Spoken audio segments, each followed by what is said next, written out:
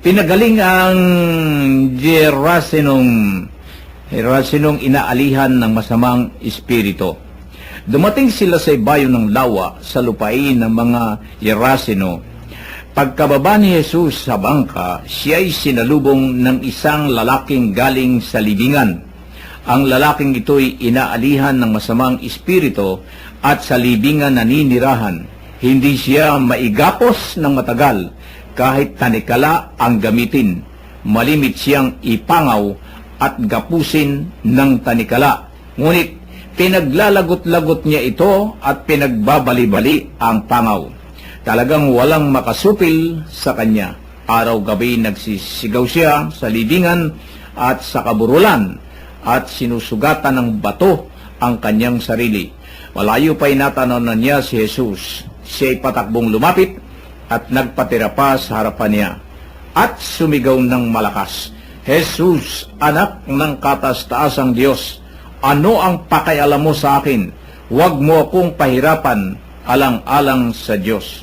Sinabi niya ito sapagkat iniutos sa kanya ni Jesus, "Masamang espiritu, lumabas ka sa taong ito." Tinanong siya ni Jesus, "Ano ang pangalan mo?" "Pulutong, sapagkat marami kami," tugon niya. At mahigpit nilang ipinakiusap kay Jesus na huwag silang palayasin sa lupaing yon. Dito, Kuya Bert, yung masamang espiritu na kumukubabaw sa isang tao na ito ay nung kalaunay nakilala rin niya ang Panginoong Hesus kahit na siya parang wala sa sarili. Sa panahon ngayon, napakarami ho ngayon ang mga inaalihan ng masamang espiritu ang tao. Masamang espiritu na lumulukob sa tao ngayon. At pagka nilukuban na ng masamang espiritu na dulot ng mundo, ay halos hindi na nakikilala ang Diyos. Ano pa masasabi niyo rito, Kuya Bert? Alam mo, Kuya, kung himay-himayin natin ito, napakaganda, no? Tingnan natin mabuti. Itong lalaking ito na inalinhan ng demonyo, hindi siya ang nagsasalita sa kanyang sarili, kundi yung mismong demonyo. No? Kaya nga, kilalang-kilala niya ang ating Panginoon. Kaya noong sabihin niya, nagpatira pa ang demonyo sa kanya. Sa ating Panginoon. Kilala niya ang Panginoon dahil yung demonyo kilala yung Panginoon. Oo. Na siya lumulukob dun sa tao. Dun sa tao. Yun ang nagsasalita yung demonyo No? So, pagkatapos nun, sabi niya, huwag mo kaming pahirapan nung magpatira pa siya. Kami, no? Huwag mo kaming pahirapan. So, hindi nga siya nag-iisa. No? Lumika sa kanya ni Jesus, umalis ka, maruming espiritu sa taong ito. At siya'y tinanong niya, ano ang pangalan mo? Lehiyon ang aking pangalan, ang sagot niya, sapagkat marami kami. So, ang mga demonyong nakapasok dito sa taong ito, kaya nga hindi siya maigapos ng anumang panggapos, napapatid niya dahil napakalakas niya, dahil maraming nakapasok sa kanya, sa taong ito. Huh? So, noong ang pangyayaring yon ay ipinamanhik nila, no? Na huwag nga silang pahirapan at huwag silang palayasin sa lupang yun. Kaya dito ang pangyayari, Kuya, inilalarawan sa atin na kung minsan sa ating buhay ay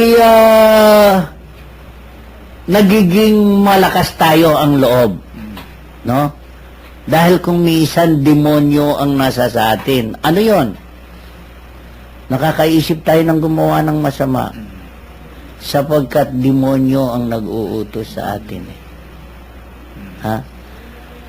Kung minsan sa tindi ng mga problemang dumarating sa atin, kaya nga karamihan makita mo mga kabataan dahil nalululong sa masamang bisyo, gumagawa sila ng masama. nang-hold up. Napakalakas nila eh. Sapagkat hindi ang Diyos ang nag-aari sa kanila. Demonyo ang nag-aari sa mga ito. Subalit, hindi nila alam na kung ang papapasukin sa kanila ay mismong Espiritu ng Diyos, ang lahat ng problema nila mawawala eh. Hindi sila makakagawa ng anumang pagkakasala sa kapwa nila, lalo tigit sa pagkakasala sa Diyos. Subalit, ang ipinahihintulutan nila na pumasok sa kanila ay ang kalaban ng Diyos, ang mga kampon ni Satanas. At sana kung minsan makikita mo, Kuya Men, bukod doon sa kung minsan isa lang ang pinapatay, napakarami. Dahil marami silang dumadamay at marami silang dinadamay dahil marami ang mga kampon ni Satanas. Kaya nga, Kuya Min, sana sa mga pangyayaring ito sa ating buhay, makikita natin ang Panginoong Jesus. Nagpapalayas siya. Pinapalayas niya ang mga demonyo na nakalukob sa taong ito. Kaya kung tatawagin din natin ang Diyos, hingin natin sa Kanya na palayasin niya ang anumang mga masasamang espiritu na pumapasok sa ating kaisipan. Sandali lang lalayas ito. Gaano man karami. Dahil kilala nila ang ating Panginoon. Ang mahirap lang, hindi natin siya tinatawagan. Hindi natin hinihingi ang kanyang tulong. Binabaliwala natin siya. Lalo na yung mga kabataan, Kuya Bert, sa ngayon, na kapag nagkasama-sama na, yung espiritu ng alak ang siyang pinananaig sa kanilang sarili. Pagka ikay nalanguna sa espiritu ng alak, alam naman natin, kinakasangkapan ng Diyos yan. Totoo yan, Kuya. Kasi ibang espiritu Ibang naman eh. espiritu yan eh. Kung ang espiritu nga ng Panginoon ang nasa sa atin, ay mawawala ang espiritu niya. Kasi nga, sabi mo nga, ibang espiritu na yung pumapasok sa kanila kasi yung Holy Spirit wala na. Wala na. Espiritu na ni Taning ang pumapasok sa kanila. Kaya napakasama ng isang tao. At sumasama at laging sumasama sapagkat hindi siya marunong tumawag at manalig sa Diyos. Sa verse 11 po dito sa ating binasa na ito ay doon naman sa libis ng bundok ay may malaking kawan ng mga baboy na nanginginain. Nagmakaawa kay Jesus ang masasamang espiritu ng wika, papasukin mo na lamang kami sa mga baboy, at sila'y pinahintulutan niya. Lumabas sa tao ang masasamang espiritu at pumasok nga sa baboy. Ang kawan na may 2,000 ay sumibad ng takbo tungo sa pampang ng lawa, nahulog sa tubig at nalunod.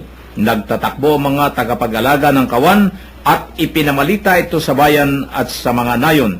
Kaya't pumaroon ang mga tao upang tingnan kung ano nga ang nangyari. Paglapit nila kay Jesus ay nakita nilang lalaking inaalihan ng mga demonyo. Nakaupo ito, may damit at matinuna ang isip, at sila'y natakot. Isinalaysay sa kanila ng mga nakakita ang nangyari sa inaalihan ng mga demonyo at ang sinapit na mga baboy. Kaya't ipinamanik nila kay Jesus na umalis na sa kanilang lupain. Ayun, noong i-cast out, yung tawag dito, cast out, kina-cast out yung masamang espiritu. Pumasok sa baboy, nagtakbuhan, nahuhulog sa lawa ang baboy, doon sumama yung mga demonyo. Ibig sabihin nito, Kuya Berte, ang masamang espiritu pala walang kapangyarihan kapag ginamit mo ang kapangyarihan ng Diyos.